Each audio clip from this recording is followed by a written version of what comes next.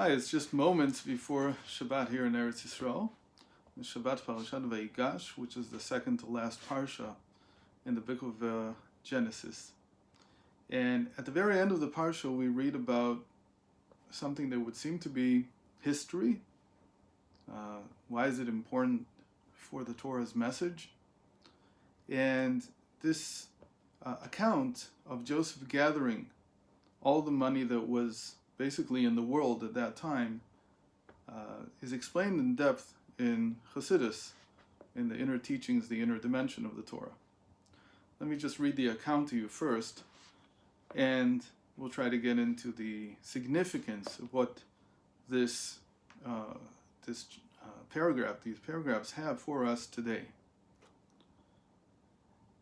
Now there was no bread in the earth, for the famine was very severe. The land of Egypt and the land of Canaan became weary from hunger. Joseph gathered all the money that was to be found in the land of Egypt and in the land of Canaan, through the provisions that they were purchasing, and Joseph brought the money into Pharaoh's palace. And when the money was exhausted from the land of Egypt and from the land of Canaan, all the Egyptians came to Joseph, saying, "Give us bread. Why should we die in your presence? For the money is gone."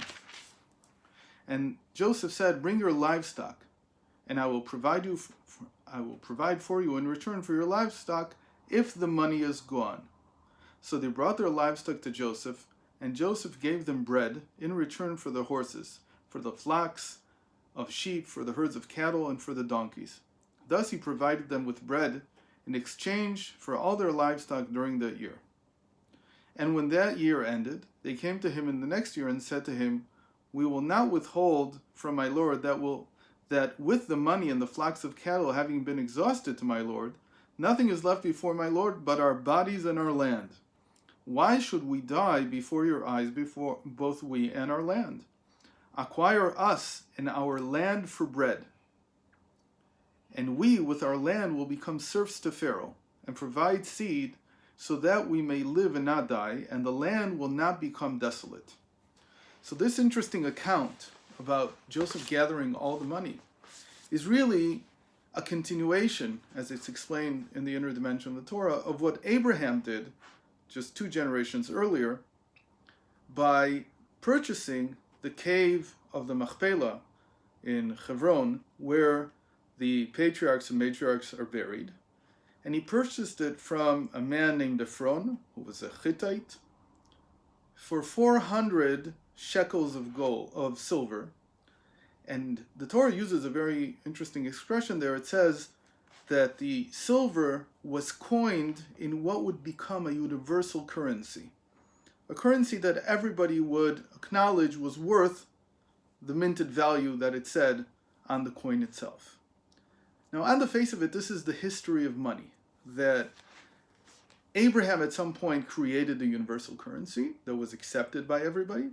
And then Joseph, his great-grandson, takes the money back.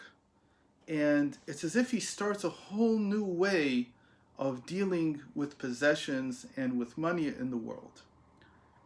So beyond the historical significance of what this might mean, and we're not going to get into that right now, let's think about what this means psychologically. What does money do? Money, as far as Abraham was concerned, was the best way to get a person to understand that there is an infinite God, that God is infinite. How so? Because normally, when you think about possessions, you think about a limited amount. Let's say you were in the age before there was money, and before our age certainly, and your possessions would be how many sheep you had, how many goats you had, how many cows you had, maybe your house, and so on. But there was a limited amount that you could possess. When you transfer value into a nominal currency, what you're actually doing is you're abstracting the concept of value. So value becomes something that you can think about, not in terms of particular possessions, but in the abstract. So you can imagine, well, let's think of one of these people, maybe the person hosting this video right now. the owner of Facebook or the owner of Amazon. And you think about these people and you think about how many billions of dollars they have, in a certain sense, you've detached the concept of value from materiality. It's become something that seems to be abstract and infinite. Now, if you're really just in pursuit of money, then you sort of miss the point. But if you understand that money is the way to open up in our hearts and in our psyches the possibility of connecting to an infinite force, to an infinite God, then you understand that money serves a very important purpose. Not that you should seek money, but you should see it as a way that Abraham saw it, as a way in which a person opens up to the concept of a single infinite God. And if we translate that into our psyche, it means that we ourselves have within us the capacity of grasping the infinite, but we need help in getting there. And it's not something that every person has naturally an awareness of, but rather by abstracting the concept of value and beginning to have a concept of infinite value, what infinite value might be, an infinite amount of value, which only a nominal currency, some kind of money, can really grasp, you begin to understand what it means to value the infinite, to give value to your relationship with the infinite. And let's call that relationship with God. Now, that was all well and good in the time of Abraham. But something happened along the way. And this is what the Hasidic writers and thinkers and righteous individuals write about. In Joseph's time, money had begun to become a means not to attaining an understanding of the infinite, but an end in and of itself. And when money becomes an end in and of itself, it becomes a destructive force. So Joseph had to gather the money. But he didn't gather it just in the sense of gathering it and then just holding on to it. He did something with it. He transformed the money into something else. He transformed it into a feeling that those who had given him the money, and then their livestock, and then their possessions, and their land, and themselves even, they were now dependent on him. They were dependent on him in the same way that a child is dependent on parents. So everything that they had, they were serfs. They needed to receive from Joseph. Joseph didn't do this because he wanted the power. He did this because he saw that money had changed the way that people were acting. It had caused them to be angry. It had caused them to be upset. It caused them to have anxiety about their future, about where they were. This is not exactly the picture that we have of ancient Egypt, but it goes along today with the concept that the more freedom you have, the more difficulty you have. So in a certain sense, you have to place part of your identity, at least, and part of who you are, you have to place it in the hands of something higher in order to remove some of the worries from your life. That's sort of the idea of giving the money to Joseph. This concept is in Judaism that's called bitachon, which means trust in God. It's very interesting that the dollar bill has that on it. It says, in God we trust. The idea, though, is not just that I trust in God at the moment, but I trust in God that whatever I need, I will receive. So therefore, it removes part of the burden of attaining what I need from myself and giving it to Him. This is exactly the same state that we were in when we were children. We didn't really think when we were 8 or 9 or 10 years old that we were providing for ourselves. It was clear that it's our parents that provide for us. What did Joseph do? It's explained in the inner teachings, the inner dimension of the Torah, that what he did was he hid from us part of our emotional world. And this is an incredible lesson. To place your trust in God is, in a certain sense, it translates into saying that not all my emotions need to be conscious. I don't have to think. I don't have to feel everything that I feel. There can be many things that I can set aside. I can cover them up. Interestingly, this is part of what we have as children. As children, we don't show our children also all the emotional feelings that we have. Though we empathize with them a lot, we don't show them our own. Part of raising healthy and strong and stable children is not to share with them all our emotions.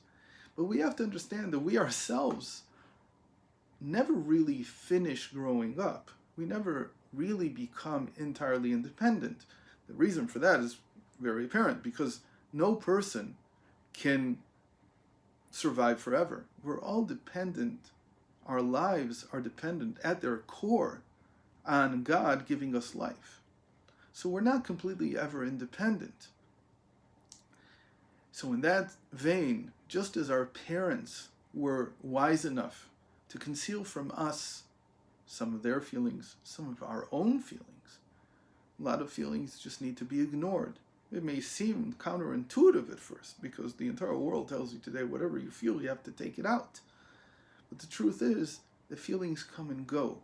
Not every thought, not every feeling has to be entertained and given attention to. Sometimes the right approach is actually to cover it up. And by covering it up, we're doing the adult thing, the same way that adults cover up certain things from their children, certain worries, certain problems that we all understand that our children don't have to deal with them, that's not the right way to grow up. So likewise, for us, at a certain level, there are things that we have to know how to conceal from ourselves. At the extreme of this idea is a tzaddik, what we call a tzaddik. A tzaddik is a person who essentially never looks at his own feelings. He never looks at them directly. Rather, he performs what the Torah calls ve'ahavta l'reacha kamocha. You should love your fellow as you love yourself. Now notice the order. You first love your fellow, then you love yourself. In other words, you first use your emotional intelligence not to look at yourself, but rather to look at those around you, at your neighbors, at your friends, at your family, anybody who's close to you. Once you look at them, you need to look into yourself in order to know how to respond. Empathy actually starts with looking at the other, looking at somebody else. First, love your neighbor or love your fellow. And then, as you love yourself, and then look at yourself to see how would you like to be treated in that particular situation? How would you like to be talked to? What kind of advice would help you if you were faced with the same type of emotional turbulence or problem that your fellow, that your friend, that your family member is facing?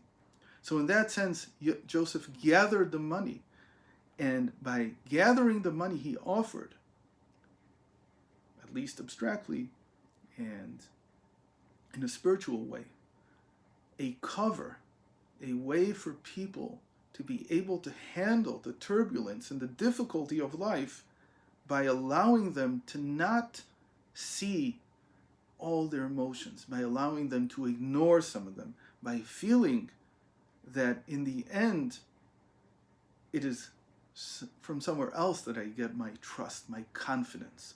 I get it from the fact that God is infinite, and in his infinity, he chooses to have me in the world and chooses to provide for me. And I can always count on that, and I don't always have to search my own feelings, again, unless I'm trying to help someone else. So may this short idea be able to take us through this Shabbat and in the coming days, and I hope to see you next week.